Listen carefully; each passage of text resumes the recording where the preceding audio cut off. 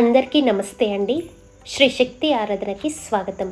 సెప్టెంబర్లో వచ్చే సంపూర్ణ చంద్రగ్రహణం గురించి మీకు కొంచెం ఇన్ఫర్మేషన్ ఇవ్వాలని ఈ వీడియో చేస్తున్నానండి. మీకు పూజకు సంబంధించింది ఏమీ కాదు, ఇది నా పర్సనల్ పూజ. నా కోసం నేను చేసుకున్న పూజ. జస్ట్ మీకు అలా వీడియో చూపిస్తున్నాను. సెప్టెంబర్ 7, 2025న అది కూడా శనివారం రోజు భాద్రపద శుద్ధ పౌర్ణమి రోజున మనకి సంపూర్ణ చంద్రగ్రహణం ఏర్పడుతుందని పండితులు చెప్తూ ఉన్నారు. ఈ గ్రహణము మనకు భారతదేశంలో కనపడుతుంది అంటున్నారు. అది కూడా శతభిష నక్షత్రము కుంభరాశిలో సంభవిస్తుంది అని పండితులు క్లియర్గా చెప్తున్నారు. ఈ గ్రహణము మనకు రాత్రి 9:36 ప్రారంభమయ్యి అర్ధరాత్రి 1:25 ముగుస్తుంది అని చెప్తున్నారు. అలానే గ్రహణం యొక్క పూర్తి సమయము 3:49. ఆ రోజు ముఖ్యంగా చేయకూడనివి బర్త్డేలు కానీ పెళ్లి రోజులు కానీ ఆ రోజు సెలబ్రేట్ చేసుకోకూడదు. పట్టు స్నానము విడుపు స్నానాలు ఉంటాయి కదా, పట్టు స్నానాన్ని గ్రహణానికి ముందు ఒక 20 నిమిషాల ముందు చేస్తారు. విడుపు స్నానము కంప్లీట్గా అయిపోయిన తర్వాత చేస్తారు. అయితే పట్టు స్నానం తర్వాత ఖచ్చితంగా కుంకుమ బొట్టుతో పాటు విభూదిని తప్పకుండా ధరించాలి. పట్టు స్నానం తర్వాత ఎవరికైనా ఉపదేశం ఉన్న వాళ్ళు ఆ మంత్రాన్ని జపం చేసుకుంటారు. వాళ్ళకి చెప్పే అవసరమే లేదు. లేని వాళ్ళు లక్ష్మి, లలిత, విష్ణు సహస్రనామాలన్నీ చదువుకుంటారు.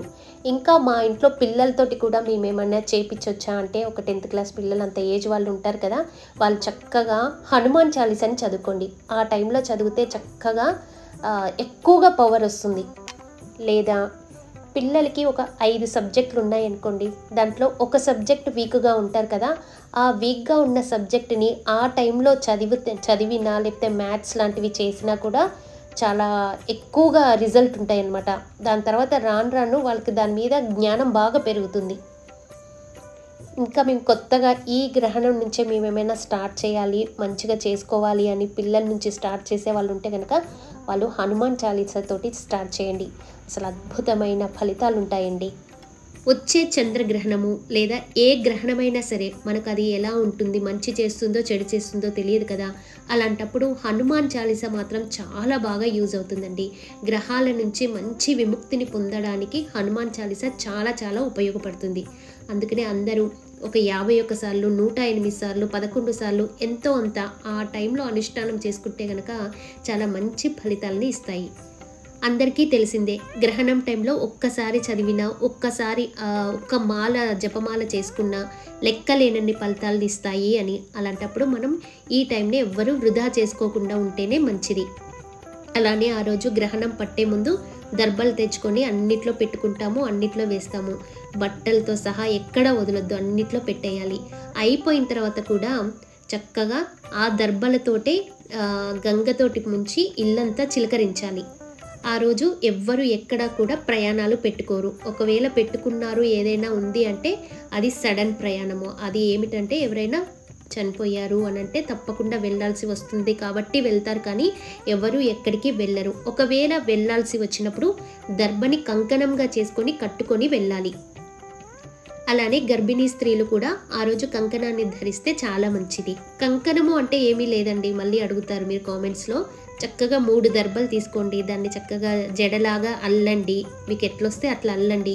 అల్లిన తర్వాత చివరికి నాట్ వేసేసి దాన్ని బ్యాంగిల్ లాగా వేసుకోండి, అంతే. అలానే ఆహార నియమాలు. గ్రహణానికి ముందు 3 గంటల ముందు, అంటే 3 గంటల ముందు ఏమీ తినకూడదు. ఎంటీగా ఉంచుకోవాలి స్టమక్ని. అప్పుడు ఎంత ఎంటీగా ఉంటే మీకు అంత మంచిది. గర్భిణీ స్త్రీలు ముఖ్యంగా పాటించవలసింది, సూర్యకిరణాలైనా సరే చంద్రకిరణాలైనా సరే అవి మీ మీద పడకుండా ఉంటే చాలండి. గ్రహణం అయిపోయిన తర్వాత అందరూ కూడా వేద పండితులకి స్వయం పాకం దానం ఇవ్వాలి. మనం ఒకరికి వంట వండి భోజనం పెడితే ఏమేం సామాన్ యూజ్ చేస్తామో అవన్నీ కూడా పండితులకి విత్ దక్షిణతో కలిపి బాగా ఉంది, మాకు శక్తి ఉంది అనుకున్న వాళ్ళు చిన్న 1/2 గ్రామైనా సరే బంగారాన్ని వేద పండితులకు దానం చేస్తే చాలా చాలా మంచిది. అంటే సహస్ర ఫలితాలను ఇస్తాయి అంటారు చూడండి. కనీసం జీవితంలో ఒక్కసారైనా, ఒక్క గ్రహణం రోజైనా ఆ రాశి మీది ఏదై ఉంటుందో అప్పుడు బాగలేనప్పుడు ఈ పని చేయండి. సరే, ఏదేమైనా కానీ గ్రహణ నియమాలు మాత్రం తప్పకుండా అందరూ పాటించాలండి. లేదంటే మనలో ఉన్న పాజిటివ్ శక్తి ఉంటుంది కదా, పాజిటివ్ పవర్ అదంతా క్షీణిస్తుంది. అందుకనే ఆ రోజు ఏ టైంలో తినాలి, ఏ టైంలో పడుకోవాలి, బాగా హెల్తీగా ఉన్నవాళ్ళు కరెక్ట్గా ఖచ్చితంగా అన్ని నియమాలు పాటించాలి. అలానే మీకు ఇంకొక లాంగ్ వీడియో చేయాలంటే నాకు కొంచెం టైం పడుతుందండి. ఎందుకంటే మేము ఇల్లు షిఫ్ట్ చేసాము. నెక్స్ట్ ఆ పూజా రూమ్‌లో, కొత్త పూజా రూమ్‌లో కమలాత్మిక ఖడ్గమాల పూజ చేసి చూపించాలి అనుకుంటున్నాను. తొందరగా నా వర్క్ అయిపోగానే నేను ఆ వీడియో పెట్టడానికి ట్రై చేస్తాను. శ్రీమాత్రే నమః. స్వస్తి.